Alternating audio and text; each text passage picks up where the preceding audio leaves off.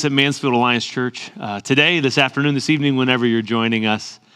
This message is a special one to me. I'm so excited to share it with you. We've been talking for the last few weeks during what we're calling this 40 days of prayer about the glory of God. Week one was the reality of his glory, his eternal power.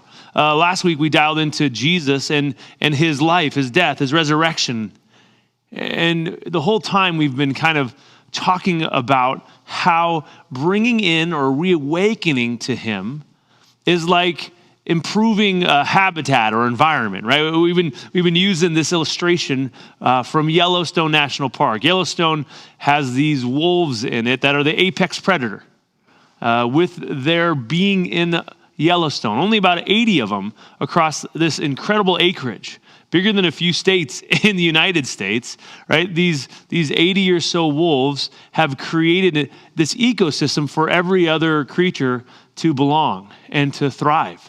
Habitats to be able to reproduce well in such a way that it balances the ecosystem so that it works together, right? So we've been talking about that. And one of the questions that I think is normal to ask is, well, what about an apex predator so important? Why are the wolves in Yellowstone so important? What about them, right? If you go to a place where lions are the apex predator, why are they called the king of the jungle, so to speak, right? In the great oceans and the great barrier reefs that are out there, right? There are apex predators in sharks. Well, what about the shark is so important for that ecosystem? And it really comes down to, at the end of the day, their power. It's the power that they bring in to that ecosystem. These animals have such power. They might not always be the fastest, but in the end of the day, when they're matched up against anybody else, the way that they work, even when they work in packs, like it's with an incredible power. And so even wolves that are small compared to bison, they can take down a bison because they use their power together in order to overcome that obstacle, right? And so here in week 3 of reawakening to the glory of God, we want to talk about what empowered Jesus.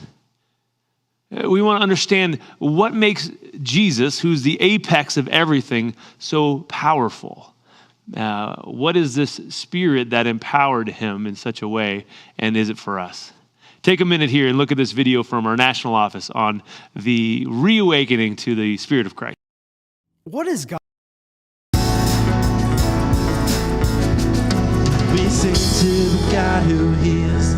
We sing to the God who saves. We sing to the God who always makes a way. 'Cause he hung up on that cross, then he rose up from that grave. My God, still rolling stones away. There is joy in the house of the Lord. There is joy in the house of the Lord today. And we won't be quiet.